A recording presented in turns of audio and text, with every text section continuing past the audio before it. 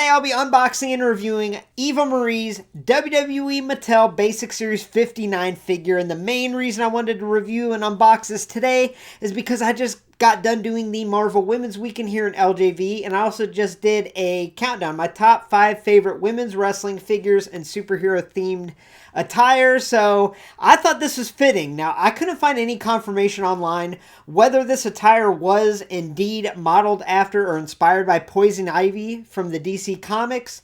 However, you look at the red hair, you look at the green, you can't help but think that somehow it has to be inspired by that. What the heck is going on here? Queen Eva Marie, I'm reviewing this Eva Marie figure. I've explained to you before that you actually came from a different Eva Marie figure, and this one isn't as beautiful as okay. Welcome to my Figure Facts, where I share interesting details on the figure at hand and the superstar themselves. Here are some neat tidbits on Mattel Basic Series 59 Eva Marie, released in 2016. Eva had 3 figures released by WWE. She also had a Funko Pop and Superstar fashion doll. Eva Marie was a main cast member on the TV show Total Divas for 6 seasons. Now back to Mayor Aaron for unboxing and review.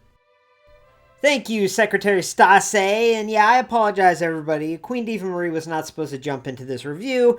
She just got confused. She thought that this figure kind of looked like her, but I had to tell her, you are way more beautiful than this figure. Either way, I apologize for that interruption, but let's take a look at the packaging first. This is an older style basic packaging here with the red base color. We have an image of, one of the most beautiful women on the planet, Eva Marie here. We have her name, and on the bottom we have Divas, okay? On the background, Divas. Now, I'm guessing they couldn't put Total Divas because, well, that was an E property, right? I know WWE worked with them, but yeah, I think it was kind of a thing where they were still transitioning from Divas to the women's division, and Divas is kind of a bad word here in LumberJillville, so we'll look right past that, but yeah. So the packaging is what it is. Nothing too special. We got a huge WWE logo in the background. Now let's go back in time. On the back here, we have some other figures in this line. And as far as the women go, we have Sasha Banks' very first figure, which I actually covered here recently in the classic reviews. So that's pretty cool to see. We also have a Bray Wyatt, R-Truth, Sheamus, Iron Sheik, Triple H, and John Cena. So yeah, I did just review that Sasha, so that's kind of funny. We're kind of coming full circle here now. Let's open up this bad boy. Wow, I can't believe usually the glue gets weak over time, but it's actually stuck pretty good to the cardboard.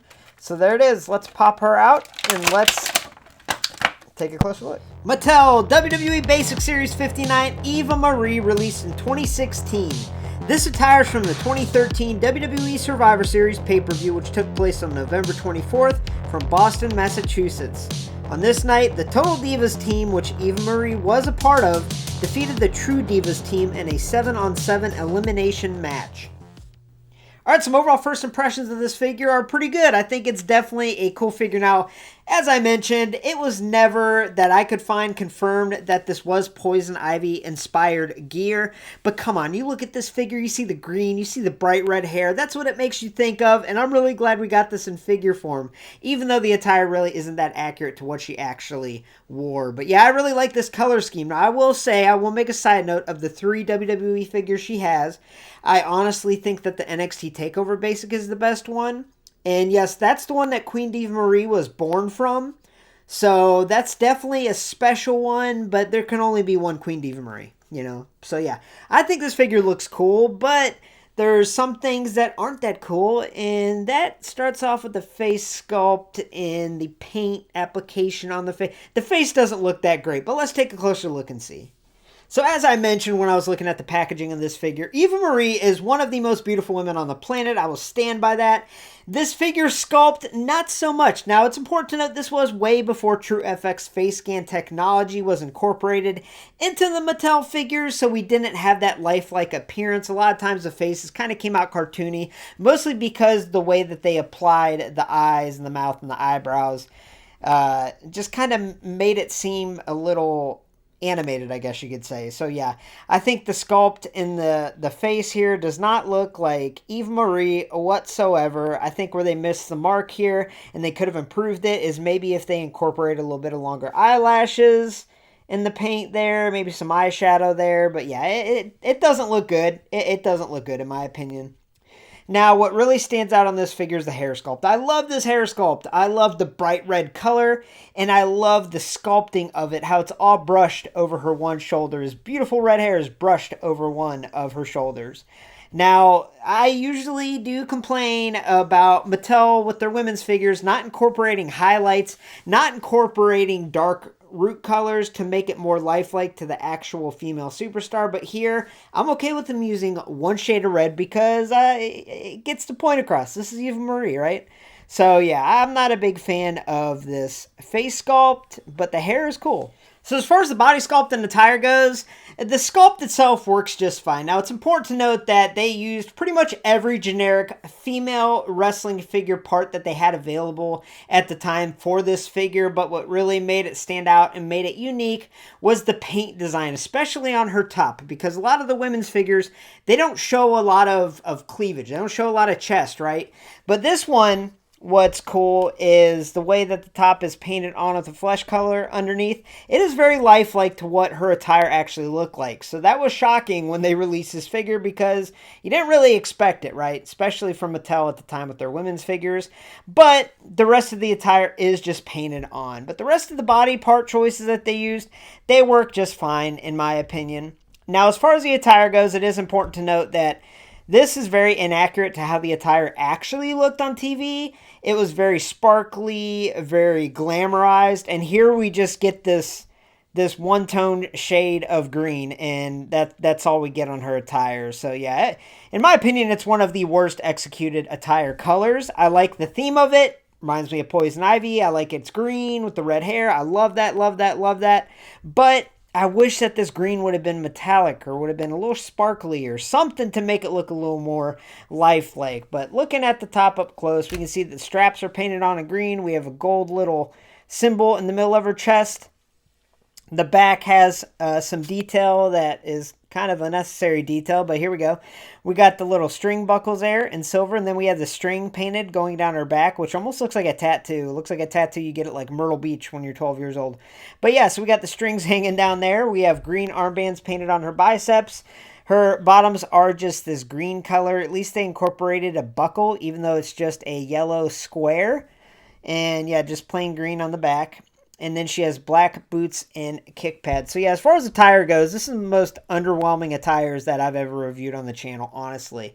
But I do love the theme of green, right? I do love that. And I will say that they could have really improved this figure's attire if they would have just made that green like a metallic, had a metallic shine to it.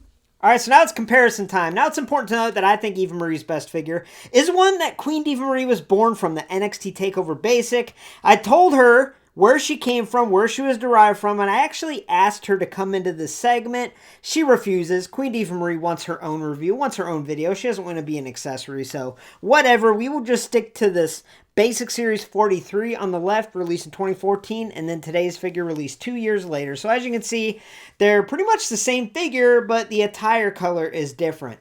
Now, her first figure had the all black look, and I just think that was stunning. I thought that was cool, even though that should have also been like metallic. It should have had a shine to it. We didn't get that. But she does have a little belly button ring in there, so that's cool. But yeah, so I mean, they're pretty similar. They're pretty similar figures. Now, as far as which one's better, I would actually say the all black attire I think looks more striking with that red hair. I think it really does stand out. But I think the best Eva Marie figure is that NXT TakeOver one. So Queen Eva Marie's lucky that she was born from that one and not one of these, to be honest with you. Alright, so as far as the last sold eBay listings, this figure you can get on the cheap. The last sold loose listing of this Eva Marie was $12 shipped. The last mint on card was $19 shipped. So yeah, this is definitely an affordable figure. But I will say, if you're trying to build a shelf of DC or Marvel inspired attires and women's wrestling figures, then I would pick this up. If you're not, if you're looking just to have one Eva Marie in your collection, this would be the least one that I'd recommend. So this would rank 3 of 3 as far as Eva Marie figures. But it's cool for what it is. And like I said, if you have that niche of collecting superhero-inspired attires, then here you go. I think it's a great one for that. But other than that, I really don't see a reason picking it up, even though it's very affordable. Thanks for stopping by LumberJillville, and thanks for watching the most recent LJV Classic review, where I go back in time and review a women's wrestling figure of the past. Make sure to let me know in the comments below what women's wrestling figure you want to see me review next in this series. Now hopefully that Ultimate Edition Bayley arrives soon. Have a great night, y'all.